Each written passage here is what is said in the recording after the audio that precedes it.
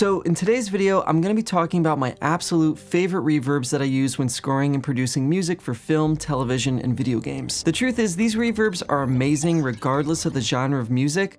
However, because I'm a composer for film and TV, that's where I'm using them the most. There's a lot of different ways that you can use reverbs. For example, some of the plugins we're about to discuss are wonderfully cinematic, and I use them for sound design or creating sonic worlds, and they have a really dramatic feeling, while other plugins are equally important, but what they do is they resemble a much more realistic tone, and so they just sort of help you to maybe elongate the tail of your strings or add more depth to your percussion or brass, but that's really important as well in order to achieve a natural and well-produced sound. So before we dive in, just know that I have no endorsement of any kind. I'm just sharing this information because I use these tools all the time. There's a lot of stuff to cover and we all want to get back to making awesome music, so let's dive into my 4 favorite reverbs and how I use them. The first on my list is the Lexicon 224 Digital Reverb by Universal Audio.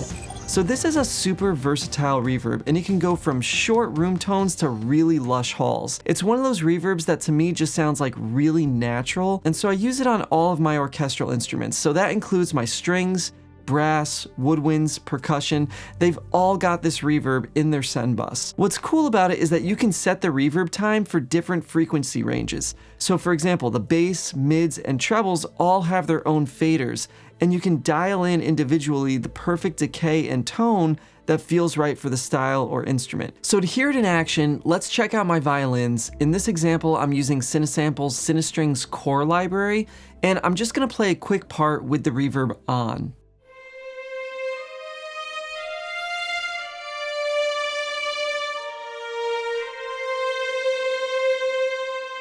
Now here's what it's gonna sound like with the reverb bypassed.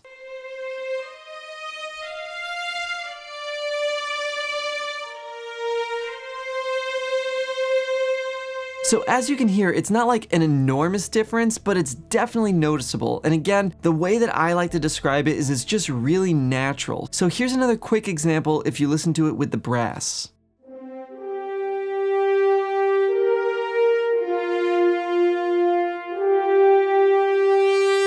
Just like with the violins, a big difference that you can hear is that it's helping on the transitions between notes, and it helps them sound a lot smoother, and it adds to the realism, which is typically what you're after when you're using orchestral samples. So that's where I find that it's really helpful, and it blends really well with instruments that already have good room tones baked in. So ultimately, I feel that this helps me to get the most out of my orchestral samples. Now, the only downside to this plugin is that I'm gonna say it's definitely not cheap. It's probably one of the most expensive plugins on this list. However, because I use it across so many of my instruments, I feel it's been well worth the investment personally, and it brings me to my next plugin, which is not as expensive, and I personally find it to be one of the greatest values I've ever seen, and that is the Valhalla Room by Valhalla DSP.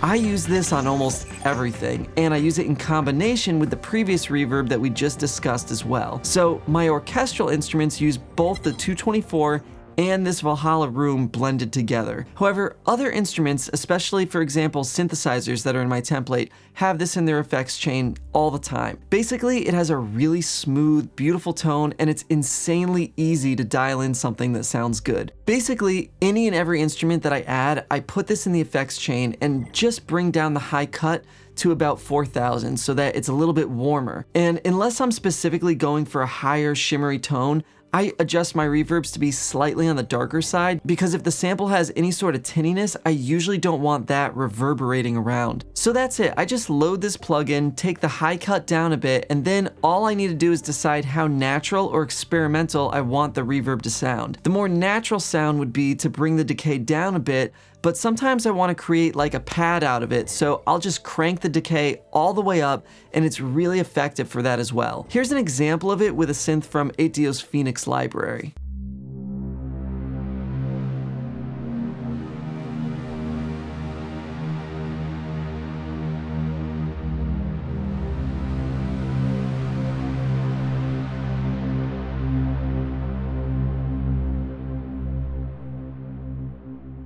And here's that same sound with the reverb bypassed.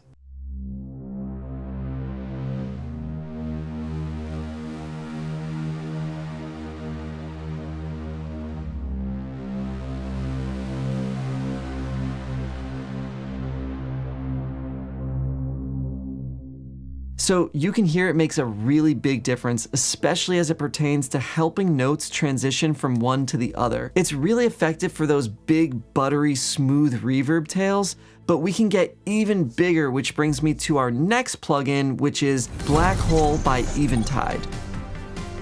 Creatively, this has got to be my most used plugin, and truthfully, I usually don't adjust anything. I probably shouldn't tell you that, but I typically just love the way it sounds in its default setting, so most of the time I'll just load it in a track and leave it, and it sounds amazing. The reason I use this reverb so much is that it has these beautiful harmonic tails, and it just makes things sound so vast and ethereal that I personally use it all the time. I especially love it on vocals, so if you listen to a piece of music I wrote called Us and Them, Tori Letzler did a beautiful job singing a very dramatic and powerful vocal part, and this reverb is all over that track, and it helps to create this sort of like wall of sound with just a very few instruments. So here's an example of Tori's vocal from that track without this plugin.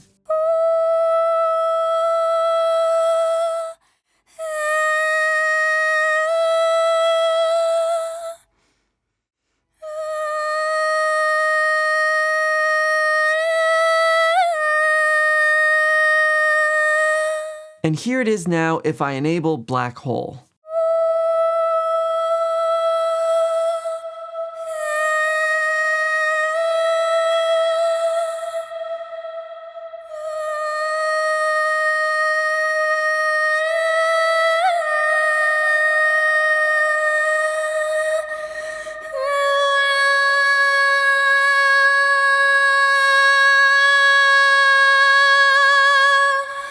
As you can hear there, it's not like a subtle effect, which is why I absolutely love it. Just like with the Valhalla reverb, this is also an amazing reverb to create your own pads and use for sound design, because you can just run a sound through it and then take the reverb tail and it turns it into an amazing pad that you can put into Contact or spread across the keyboard and make your own instrument. So one thing I do want to point out is that this is a slightly more expensive reverb. I think it's about $200, but I believe if I remember correctly, I actually got it for like $30. And I just wanted to point out that it goes on sale periodically for an enormous discounts. So if you happen to follow me on social media like Instagram or here on YouTube, I always like to point out when things like this go on sale since I happen to use and love them so much. So just make sure to follow me so that you can know when those kind of discounts are. So we're gonna stay right here with my track Us and Them because there's so much reverb on it to achieve the tone and feeling I was going for, and it brings me to my next plugin, which is Capital Chambers from Universal Audio.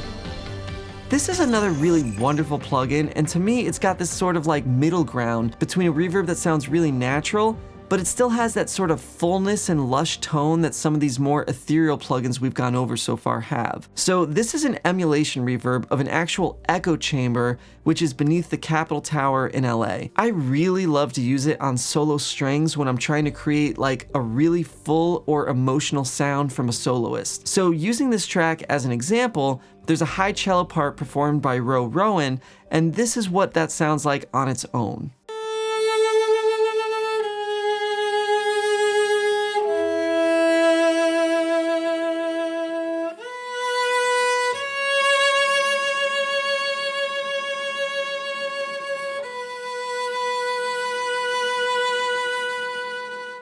Now here's what it sounds like when we add the Capital Chambers reverb.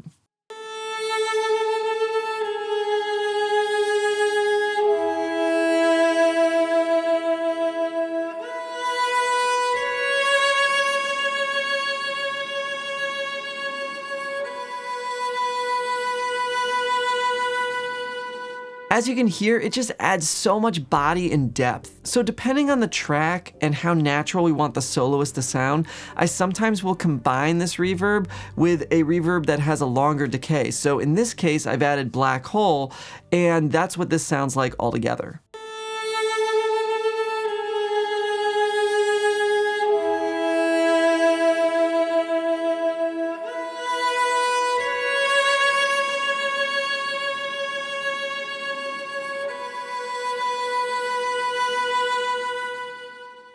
It's just super effective, especially for an ambient piece like this. I really love this plugin on strings, as I mentioned, and something else I thought I'd point out is that you also have the ability to choose from multiple different chambers or microphones, and you can move the mics closer or further from the source, which kind of creates a lot of room to experiment and dial in a really cool sound. So before we wrap everything up for this quick video, I just wanted to quickly mention a bonus plugin, and that's Ocean Way Studios, also from Universal Audio. If you've seen my other videos, you'll know that I use this all the time, and the only reason I'm not including it here is because that's more of a room emulator, and I don't use it in the same way that I use these reverbs for the big tails and stuff. So I use these plugins that we're talking about to add lots of ambience, and I use Ocean Way Studios basically to take a performance that was captured in like a dead space and make it sound as if it was recorded in a beautiful professional space, and then I add these reverbs that we've just gone over on top of that. So I'm actually gonna do a full video dedicated to that plugin,